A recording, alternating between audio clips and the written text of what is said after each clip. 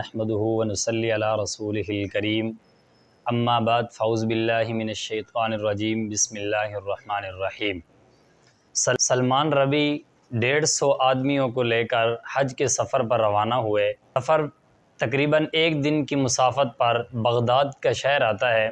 کہا کہ بغداد کے شہر میں جا کر ہم حج کے لیے کچھ سامان خرید لیں گے۔ بغداد کے شہر میں پہنچے تو سب نے کہا کہ 6 مہینوں کا سفر ہے اور فی آدمی 6000 درہم خرچہ ہے۔ اس سے پہلے سلمان ربی نے کہا کہ میں اپنے دوست سے شہر مل کے آتا ہوں، شہر کے اندر اس کا گھر ہے، میں اسے مل کر آتا ہوں۔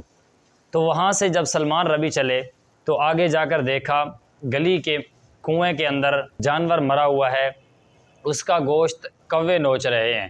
اسی کے دوران ایک عورت منہ کے اوپر کپڑا لپیٹ کر آئی اور آ کر وہاں سے گوشت کاٹنا لگی۔ جب گوشت اس نے کاٹ لیا، اپنے برتن کے اندر اس نے ڈالا اور اسی برتن کو سر پہ رکھا اور وہاں سے لے کر چل پڑی۔ سلمان ربی کہتے ہیں وہ مجھے حج کا سفر بھول گیا، یہاں تک کہ میں اپنے دوست کے پاس جو جا رہا تھا اس کا ارادہ بھی میں نے ترک کر دیا، کیونکہ مجھ سے نہ رہا گیا میں اس عورت کا پیچھا کروں۔ وہاں سے چل پڑے، عورت کے ساتھ چلتے آئے۔ عورت یہاں تک کہ شہر ختم ہو گیا، جنگل شروع ہو گیا۔ وہ عورت جنگل کے ایک قریب جنگل کے اندر جا کر اس کا ایک گھر تھا جس کے اوپر چھت وغیرہ نہیں تھی اور اس کی در و دیوار بھی کمزور تھی۔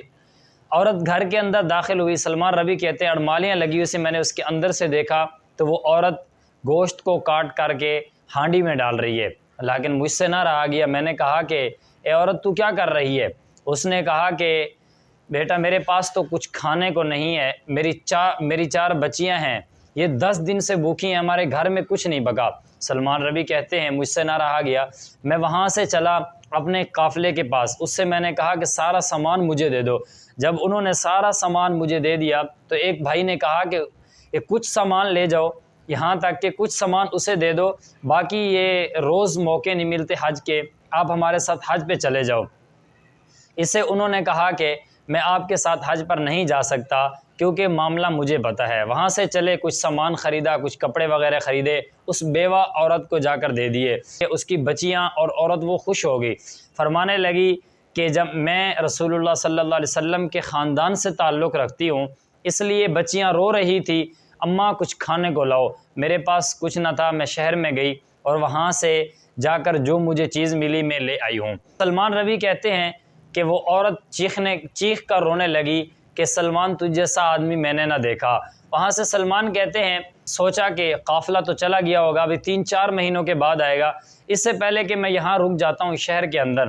وہاں رک گئے، قافلہ 3-4 مہینوں کے بعد جب آیا تو اس سے ملنے لگے تو مبارکباد دینے لگے۔